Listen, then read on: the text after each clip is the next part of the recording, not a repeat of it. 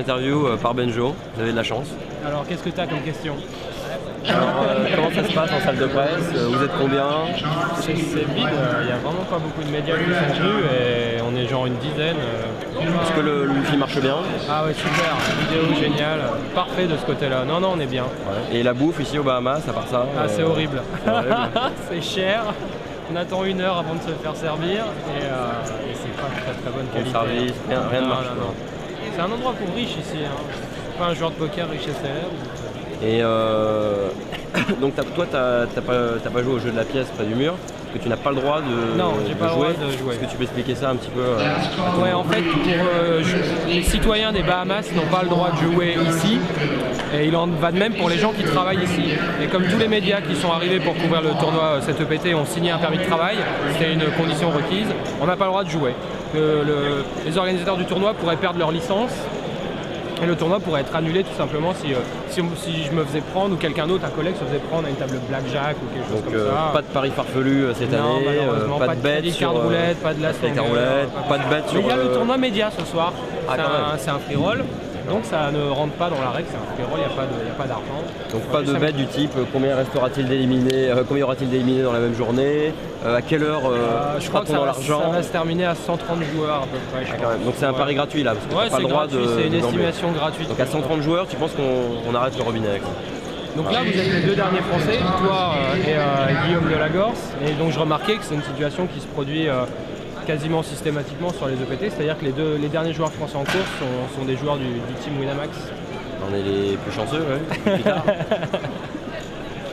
Donc, journée un peu dure aujourd'hui. Tu m'as dit que tu gagnais pas de coups au début. J'ai eu une fois 2 dames, j'ai volé les blindes et c'est la seule main que j'ai vue de toute la journée. Donc comment ça se passe dans cette situation-là? Comment on arrive à se maintenir? On se maintient pas.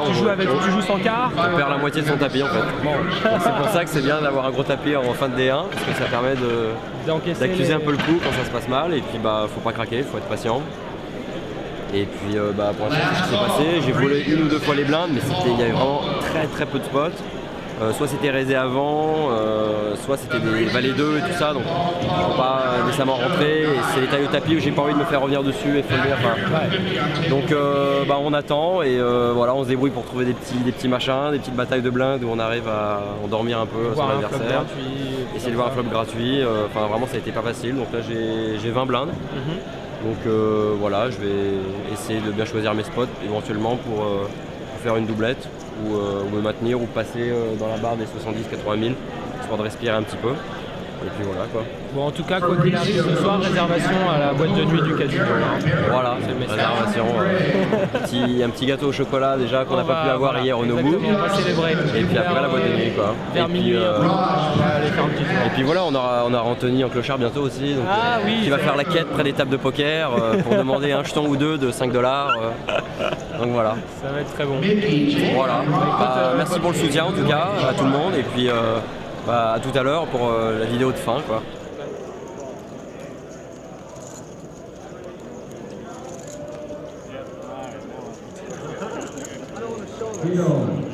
This is the pay you bought my camera today.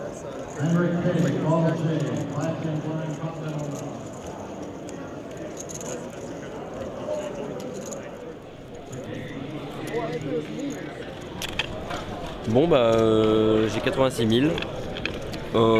Ça s'est bien passé sur ce level, j'ai pas eu beaucoup de jeux, j'ai eu 2 mains où je pouvais faire all-in. Et c'était moyen par rapport à la position et par rapport à mon tapis, par rapport au tapis, de la grosse blinde et tout ça. Donc j'ai préféré attendre un tout petit peu plus. Et finalement j'ai pris 2 as, deuxième de parole. Donc j'ai fait tapis, j'avais 10 blindes et demi à peu près.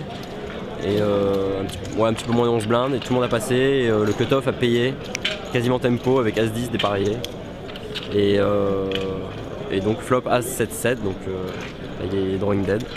Donc pas trop de transpiration, quoi, c'était assez facile. Et donc voilà, donc j'ai 85-86 000 et donc voilà, ça laisse présager de bonnes choses. Là je vais pouvoir attendre un peu plus. Prochain level, c'est... prochain level, je sais pas ce que c'est, voilà. Donc prochain level, on le saura plus tard. Et voilà quoi, là j'en peux plus. Merci.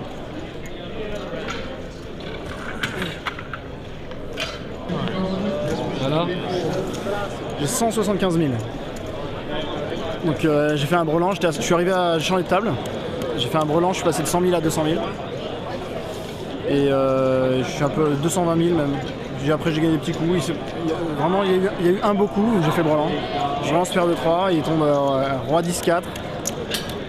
Et je continue à chaîne bête et je tombe le 3 au turn. Et je mise encore, et il me paye encore river et je double contre roi valet. Et ensuite j'ai perdu un coup avec As-Dame au bouton, je surrelance un mec. Il fait 12 000, je fais 32 000. Et là il y a le chip leader à ma gauche qui fait 120 000. Bon, il a As-Roi et je passe. Et il me reste 175 000. Il reste encore un niveau? Ouais, encore un niveau. Allez, on pose. Tout à l'heure. Tout à l'heure.